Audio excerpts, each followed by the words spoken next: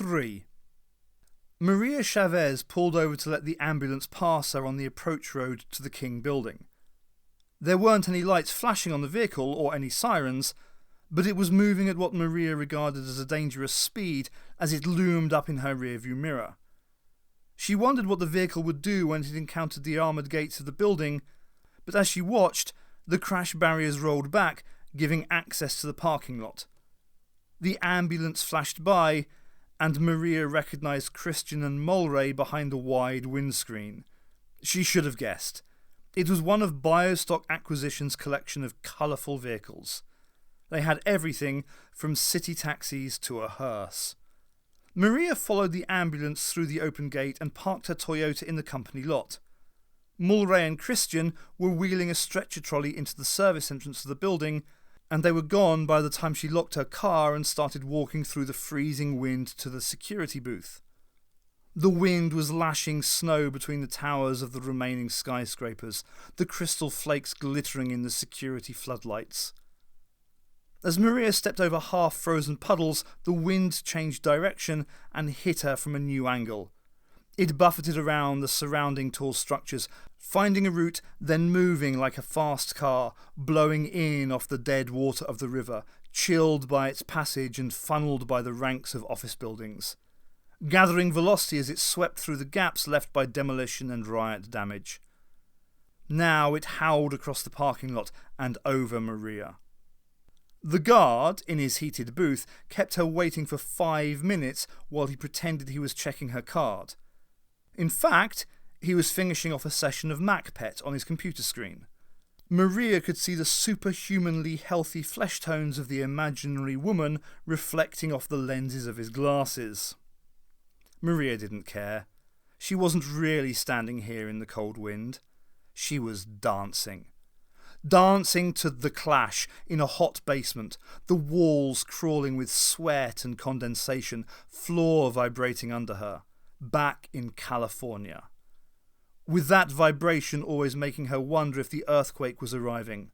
The big one, the final one, the one they kept promising. Maria thought an earthquake wouldn't be such a bad way to die, most likely very quick, very exciting, and with a lot of other people to keep you company. Maria was 16 years old again, strong and lovely, flicking the sweat out of her hair in the heat of that basement, dancing and knowing that one day she'd have to die, knowing it, but deep in her healthy young body, on a cellular level, not really believing it. That was a long time ago. The guard finally pressed the release button and the wire gate slid back, allowing Maria to walk through the barrier, across another stretch of waste ground, and up onto the steps of the King building. It was a tall structure, impressive even in this city of skyscrapers. When Maria raised her eyes to look at it, the sight made her dizzy. Black glass rising forever through the cold night. But Maria didn't want to feel dizzy tonight. She didn't want to raise her eyes anymore. She kept them aimed down, focused on her feet as she walked slowly up the steps to the building, taking them one at a time, saving her strength, not thinking about the pain. Maria concentrated on thoughts of dancing and the smoky sunlight of the West Coast. Looking back on it, those had been the good years. They had also been the years when President Norris launched the Economic Opportunity Initiative. Local development was one of the slogans. It meant if you didn't have a job, you stayed exactly where you were until they could find one for you in your neighbourhood. No need to travel in search of work. The TV campaign showed Okie migration of the 1930s. Skinny children eating apples in the back of skeletal Model Ts. The modern-day Republican administration recycling Dust Bowl propaganda. Those were also the years that saw the redevelopment of the inner cities in California. Maria observed pretty quickly that redevelopment seemed to involve bigger and better barriers between her part of town and the richer suburbs, along with the private police forces expanding and acquiring newer and more devastating weaponry, some of it even approaching the quality of the stuff used by the big gangs. Maria knew a scam when she saw one. Local development meant that the homeboys got to stay at home. forever. You could see the rest of the world on your TV set. If you stepped outside your neighbourhood, you'd get a bullet or a dog or a ground-to-ground missile that floated like a ghost and thought carefully about where its target went. A missile that could lock onto a heat image of your car and track it around 5 right-angled turns before it snaked up the dead-end alley where the trash cans formed a barricade and you couldn't get out again. Then it locked in and came screaming towards you and detonated in your engine block, blasting the steering column up through your spinal column. Maria always wondered what Jerome's last thought had been. She wondered if maybe he'd been thinking of her. More likely he was cursing the approaching missile and wishing he could get at some of the hardware in his trunk. Knowing Jerome. When Jerome died, Maria decided that it was time for her to get out. Alone if necessary. Maria's friends didn't give a damn. They were all young and living under the thunder. Life meant partying with beer and blow and listening to Black Leader. None of them read the newspapers. Neither did Maria, but she could read between the 425 phosphor lines on her TV screen. She saw the government's ads, and she saw the evening news, which was much the same. She knew what was coming. She didn't have time to dance anymore. She was making plans. Maria managed to leave California just before the economic migration laws really clamped down. Even then, if she'd tried to drive out of LA in her car, she would have been intercepted and turned back. But instead, Maria sold the car and caught an early morning bus to the airport with a group of women, mostly middle-aged, who worked there on the cleaning staff. Maria was waved through the checkpoints with them, a big plastic shopping bag just like theirs in her lap. Only instead of cleaning gear, Maria's bag contained a triage of a lifetime's possessions. All the security teams at the checkpoint saw was one more coloured woman in a bus full of them, headed out to keep the blood off the airport floor. The real cleaners knew exactly what Maria was doing, but they kept their mouths shut. A clan of women with varicose ankles, hands and lungs shot from the industrial-strength poisons they used for cleaning. Maria paid for her airline seat with cash. As the jet taxied for takeoff, she let herself cry a little, for Jerome and the baby growing inside. She flew out of LAX, heading east as far as she could go, heading into the future. As she reclined in her economy class seat, spinning her earphone dial, trying to find some music with a little bottom to it, a little strength, she swore one thing. Whatever happened to her, she would never clean floors for a living. New York was a gamble, a chance to find work and a better way of life. Maria thought anything had to be better than home, with the police helicopters slicing through the sky every night and the understreets being built and the endless drug wars, where the worst gang you could imagine was always being displaced by ones that were worse still. So she arrived in the east, landing at Kennedy, riding the subway in and stepping out of the station to be swallowed in the endless winter. With the climate going to hell all over the world, they'd begun to get snow in LA on a regular basis. Maria thought she'd be ready for the cold weather, but nothing could have prepared her for that first city winter, sitting beside a searing hot radiator in a room with the windows painted shut, icicles hanging down on the red neon sign outside the bar where she drank in the evenings. Sometimes getting drunk enough in there to dance, on her own, by the candy-coloured light of the karaoke unit. Cars outside chewed the dirty snow into rivers of slush. Maria slipped all the time when she walked home drunk, keeping her eyes on the shadows. It took her months to get the knack of walking on ice. But it didn't take Maria long to learn that they had understreets in New York too. You couldn't see them, but they were there. Her money ran out quickly, and when it did, the heat in her room was cut off.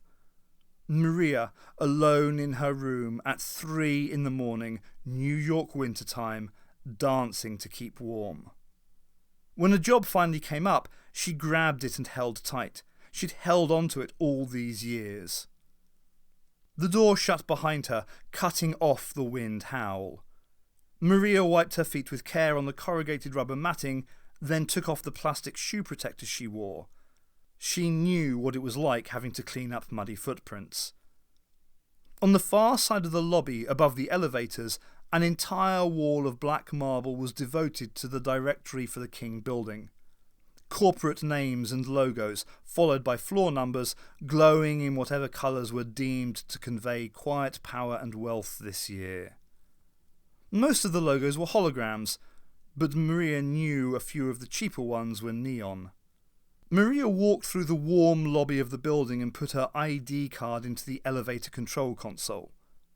The information on the card, along with the thin film of body oils that composed a fresh thumbprint, was sucked into the slot and passed into the building's nervous system. The computer that handled the alarm, evacuation and security procedures considered the information it had received, searched its memory and came to a conclusion. It sent an elevator down for Maria and carried her up to the 73rd floor. Maria didn't even need to push a button, and if she had entered the elevator and pushed any button other than 73, the elevator would have stopped between floors, doors sealed, and kept there until the security guard could be dragged away from his bootlegged copy of Macbeth to check her out. On the 73rd floor, Maria unlocked her storage locker and trundled out the heavy trolley with its soft wheels. She checked her equipment, then went back to the elevator to continue up to 74. She would start there, then methodically work her way down to 72, tidying offices, wiping screens, making sure any hard copy had been thoroughly shredded. And, of course, cleaning the floors.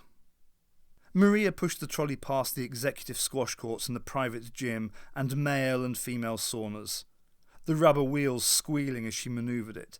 The expensive leisure facilities all around her were dark and silent. Empty, but with all the doors open. No need to keep anything locked. Not with security as tight as it was. She got back to the elevator and found that it was gone again, sent up or down on some mysterious errand devised by the building's control system. While she was waiting for it to arrive, she checked the trolley. The big plastic drum of industrial cleaning fluid had almost run out. She'd have to buy a new one before the weekend.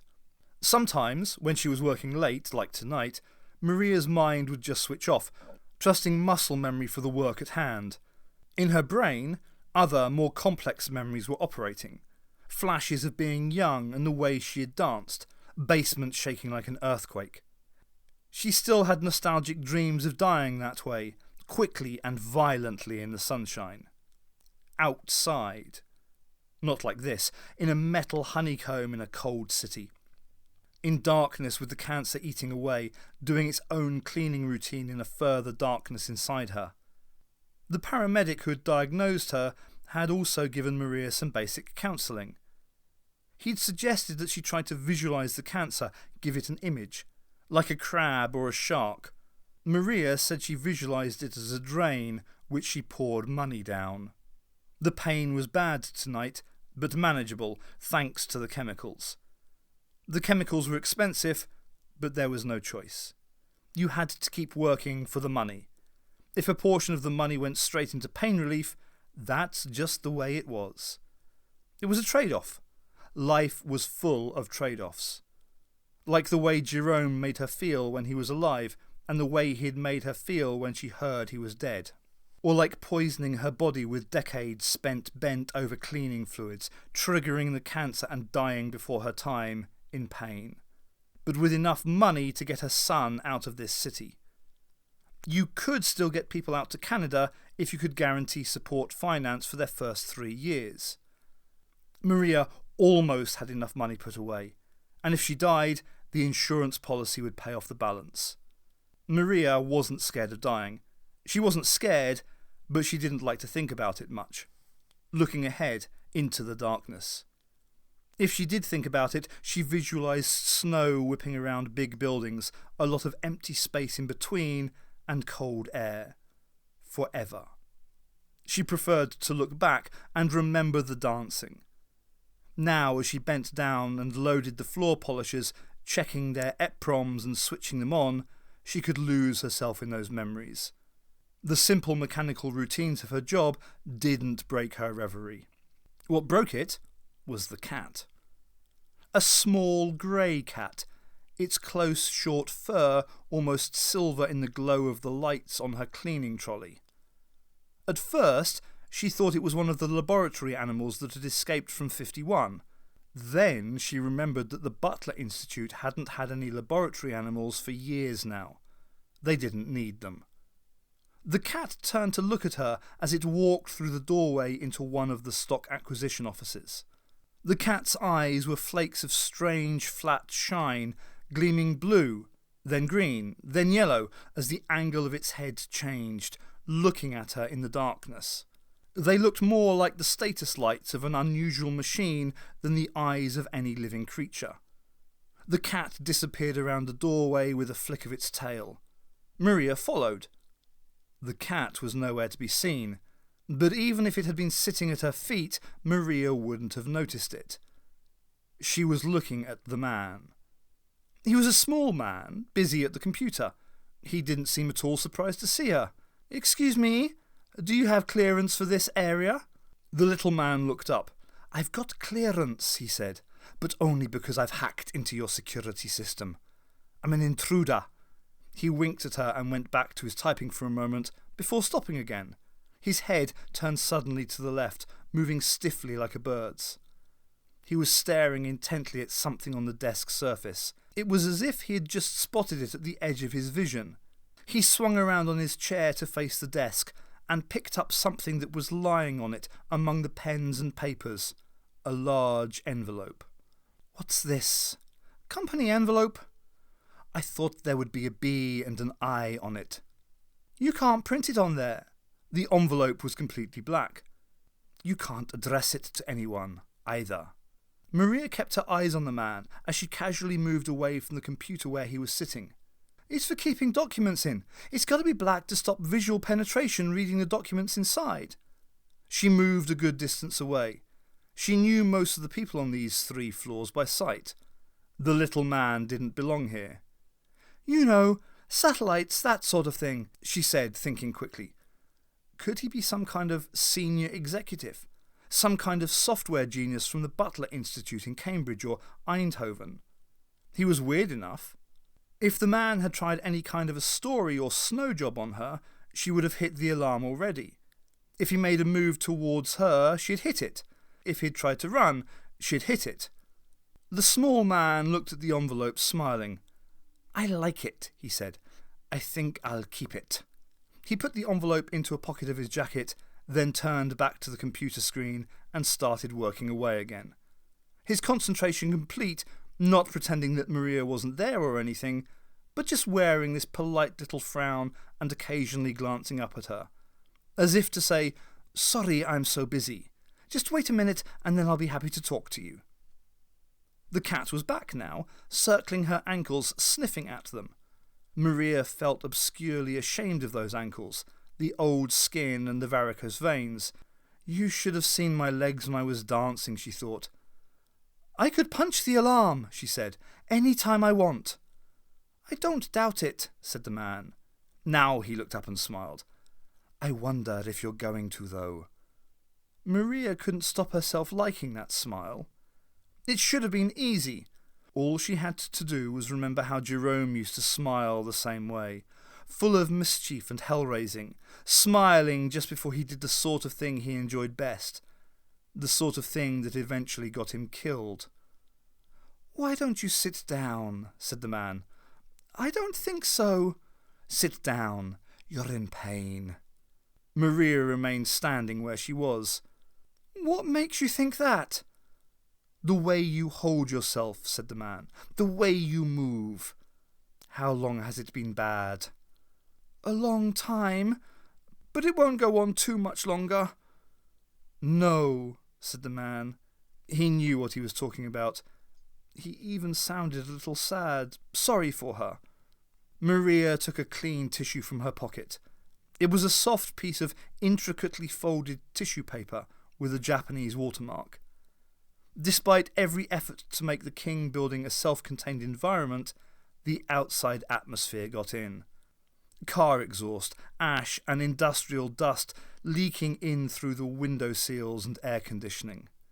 This soft paper was used for wiping city grit off the screens of the computers. Maria used it now for wiping her eyes. The little man sat unmoving. It had been a long time since anyone had managed to get in under her radar like that. She blew her nose and wadded the screen wipe, squeezing the wet tissue hard in her fist. The shape of her fingers was moulded into the tight wet paper.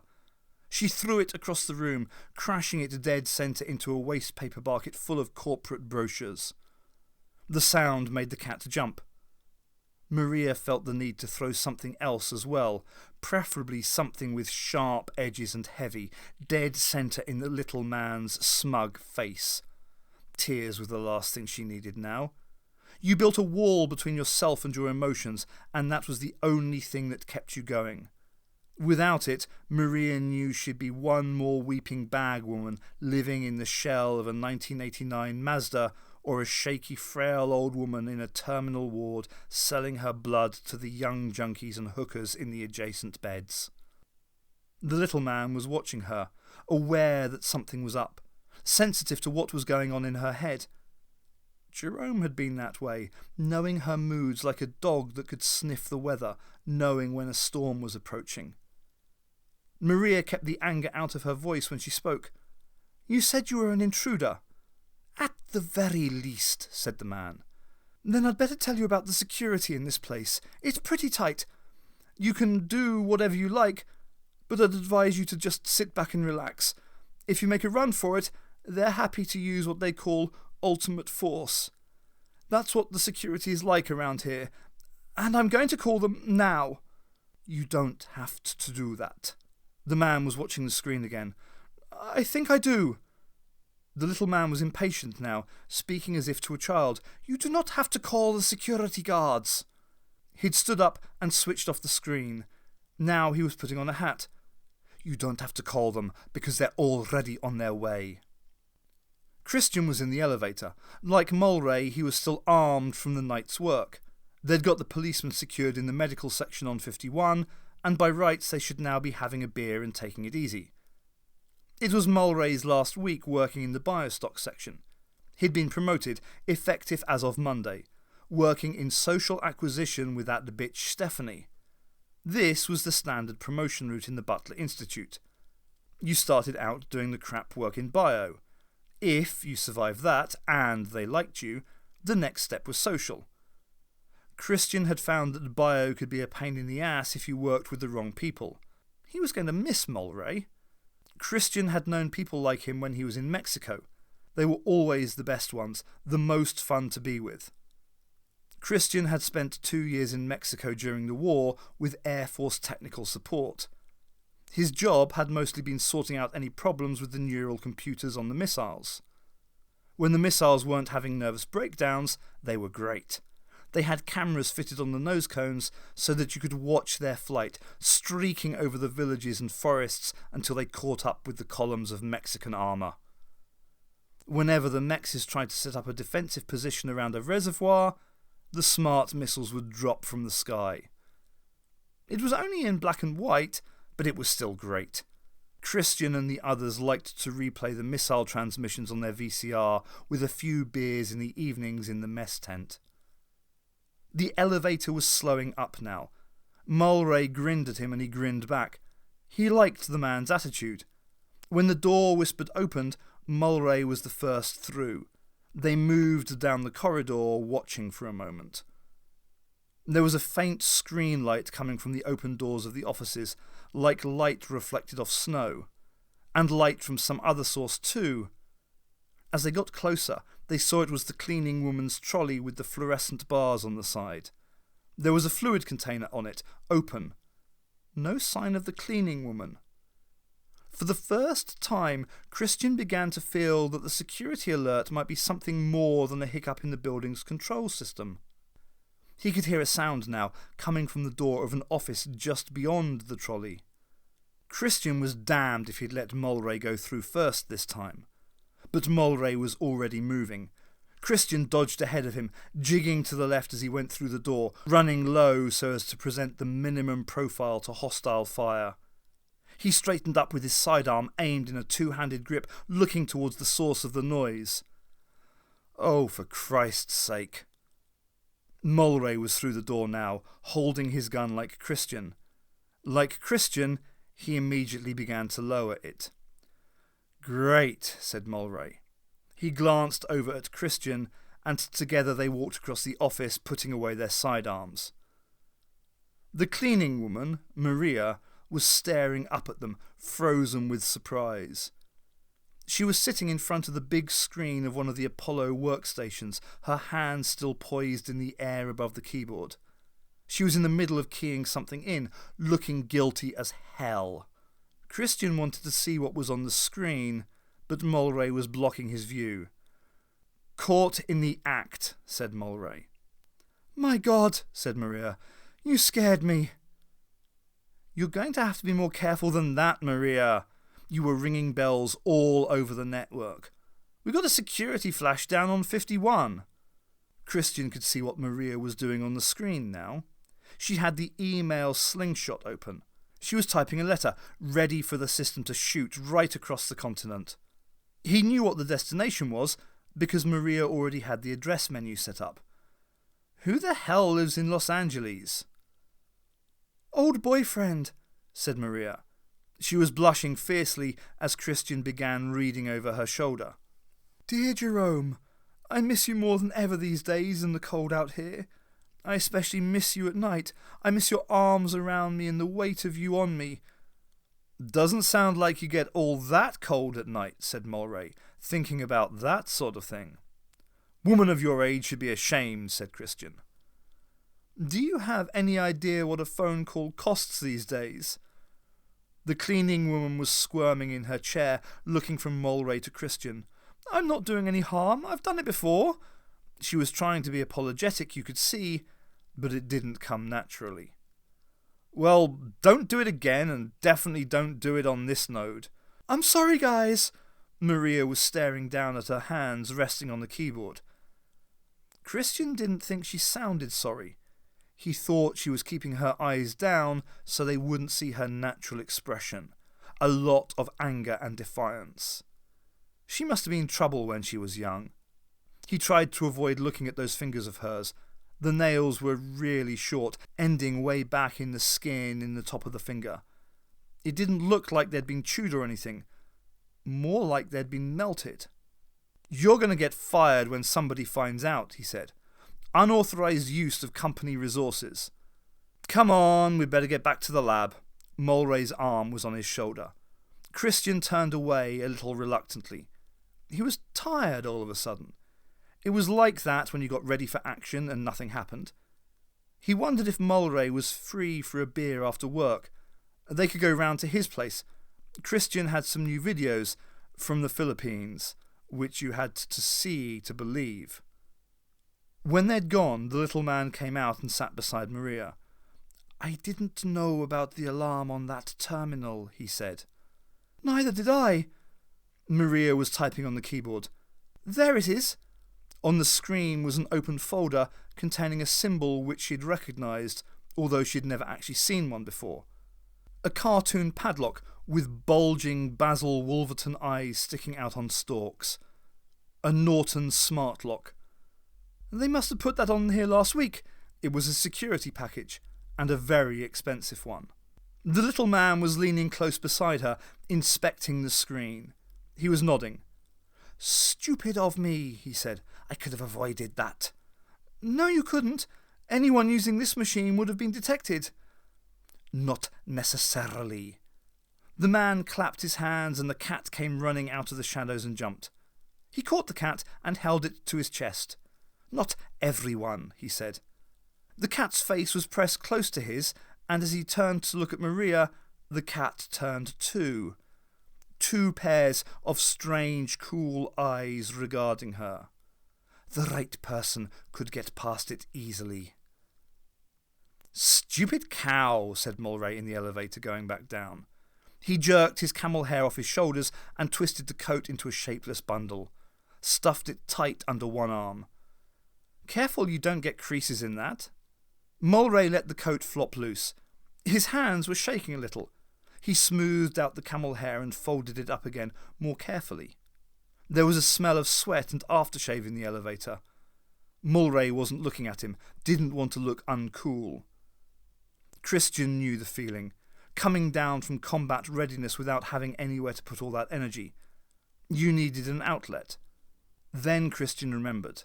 They did have an outlet, waiting for them down on 51. Christian was smiling as he remembered. The man was standing at one of the floor-length windows watching the snow. The cat was curled in his arms like a baby. Its head was turned so it could stare out the window too. Maria wondered if it was looking for birds. It wouldn't see any, not in this city. "What do I call you?" The man turned at the sound of Maria's voice. "It doesn't have to be your real name," she said. "It can be your username on your computer." "The Doctor," said the little man. He set the cat down. "You can call me the Doctor." "I knew someone used to call himself the Head Doctor," said Maria. "That was a login name too." She thought of others, coming back to her vividly now from the years and distance. Names they used on the public access computer network back home. The libraries had installed shutterproof screens in concrete booths, and anyone could just go in and use them, provided you didn't mind the urine stink. Maria burned joss sticks. When the lights were smashed, she bought her own, fixing big flashlights to the ceiling with gaffer tape. She taught herself to touch type, and then she didn't need the flashlights anymore. Working at the keyboard in the dark, eyes on the screen. "Secretarial skills," said Maria. She said it so quietly the man, the doctor, could hardly have heard it. But he nodded. Sitting beside her now, watching the screen images change as she typed. Maria not looking at the keyboards, her fingers knowing where the symbols were. The big open-plan office seemed to have closed in around her. It was like sitting in a small concrete cubicle. Instead of toner and corporate carpeting, she could smell piss and incense. The public access keyboards were always being ripped off, so eventually they'd been replaced with integrated units, stainless steel set in concrete. A bit noisy, but okay to use. They even found a way of making the mice theft-proof. Maria remembered afternoons spent waiting for a free terminal, sitting on a bolted-down chair, reading and rereading the spray-painted graffiti on the walls, boring equivalents of the usernames on the system. On the public network, you got to know the regulars. Cracker, Boner, Are You Glad to Be in America, and You Can't Eat a Snake. What kind of idiots had the patience to type those every time they logged on? Eidolon, Liberty, and Kool-Aid. Kool-Aid had been her, named in memory of the one time she had been busted. Jerome's idea, putting an LSD variant into the refreshments at a police picnic. Shame it had never come off. She remembered when Jerome had outlined the plan, telling her about it in their small kitchenette, cans of beer and a pipe on the table. She felt a ticklish sensation, excitement deep in her stomach. The same feeling she had now. "OK, we're there," said Maria. The doctor studied the screen. Except for the small image in the centre, it was blank, pale and clean. The image was a simplified diagram of the King building. When Maria clicked on it, the tiny building opened in a burst of colours. A chaotic scatter of icons appeared, all different shapes. Maria pulled down a menu, clicked on it, and the jumbled screen vanished, replaced by neat rows of type. "Have to do that, or I could never find anything around here." Maria selected and clicked, moving further in. A new mess of files appeared on the screen. "This is the brain of the building, if you could say this place has got a brain. Operates the elevators, sniffs for fires, checks ID cards. It chews mine up about twice a year. Big expensive system, but not exactly what you'd call smart. A lot of bespoke software, communications, security, maintenance, stuck together over the years. It controls the sprinklers? The sprinklers, the cameras, all the doors and windows. Here's the interesting bit. Central, or /Sen, or Big Ken to his friends, also has to interface with all the company networks in the building. If you've got offices here, your computers have to talk to Big Ken. If there was a fire or something, the Central has to know where everybody is, who's logged in at what location, figure out optimal escape routes for everybody in the building. It draws vectors, said the Doctor, thinking aloud, or it deals with it as a problem in topology.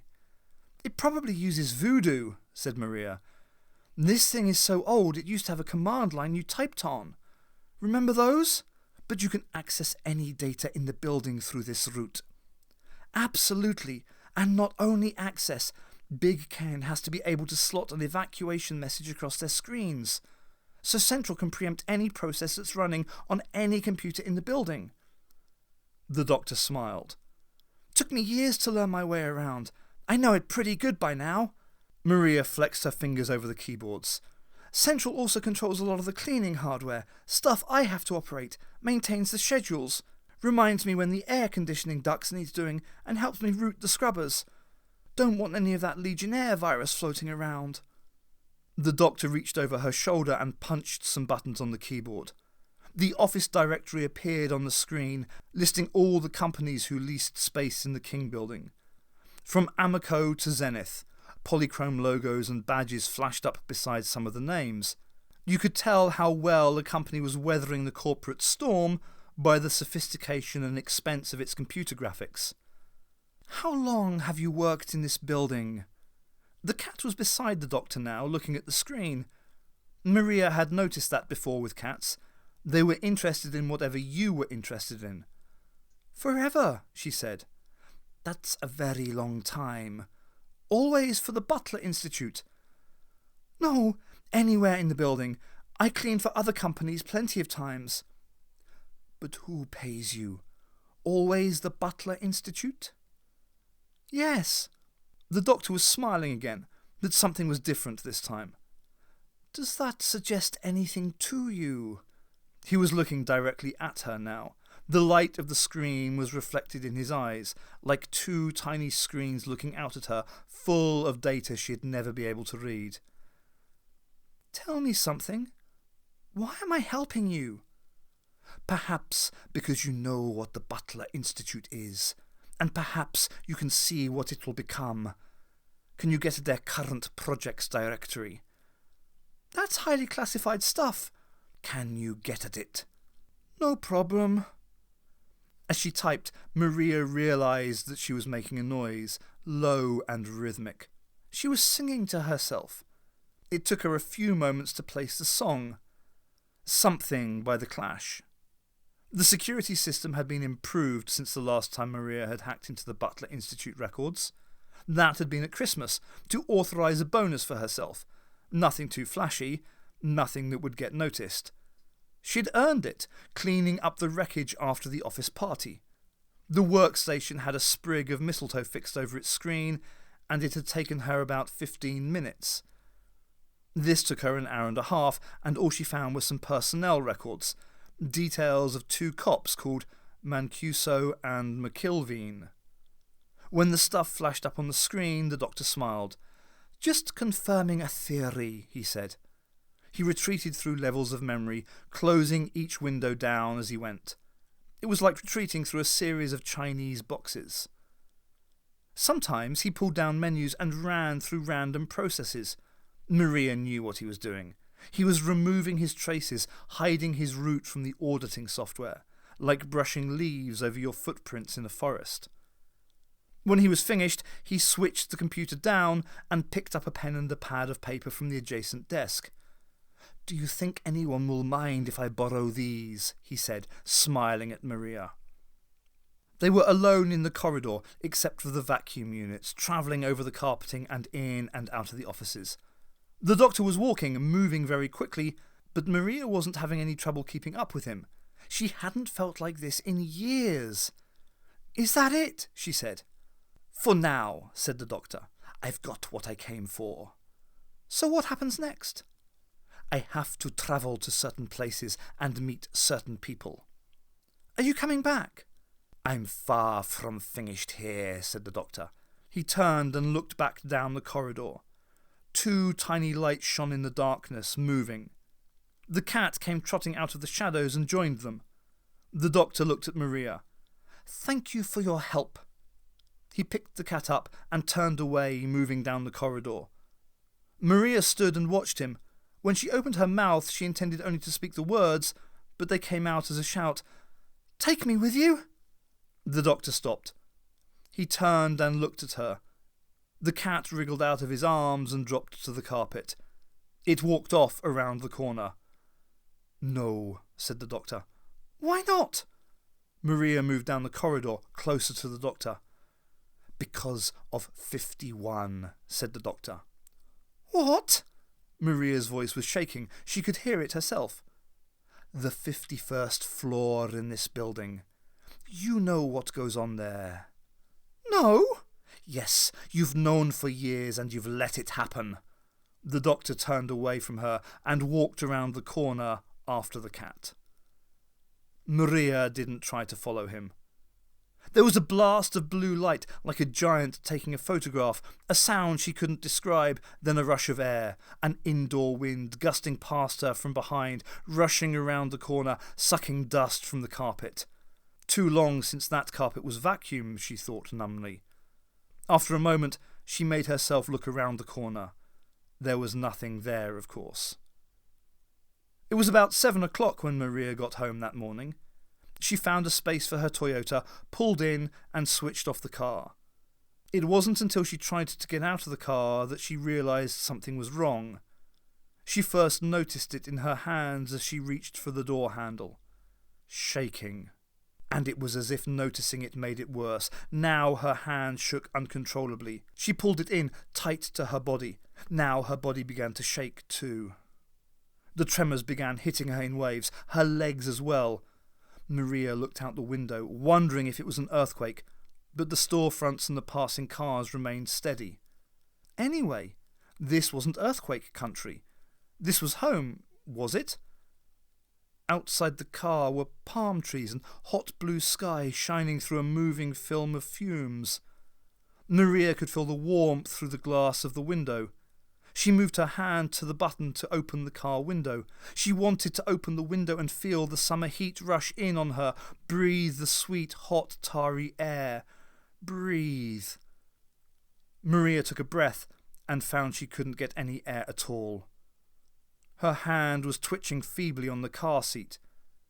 She tried to move to the window button, but her hand just lay there. But it didn't matter. It didn't matter that her body was shaking like this. There was something familiar about the shaking and the rhythm and the heat. Her mind was growing more remote, but she could still recognize the rhythm and the heat. Maria stopped fighting it. She let herself go, lost in the trembling of her body. She didn't feel any fear. The music kept the fear away. A steady pounding, echoing off concrete walls. She let her body follow the beat of the music. The warmth washed over her, the beer, sweat and basement smell. As she went, she started losing everything. Jerome went. The sunlight on her face went. Joss stick smoke curling past a paint-stained wall. Warmth of the bong in her hand. It didn't matter. She was dancing.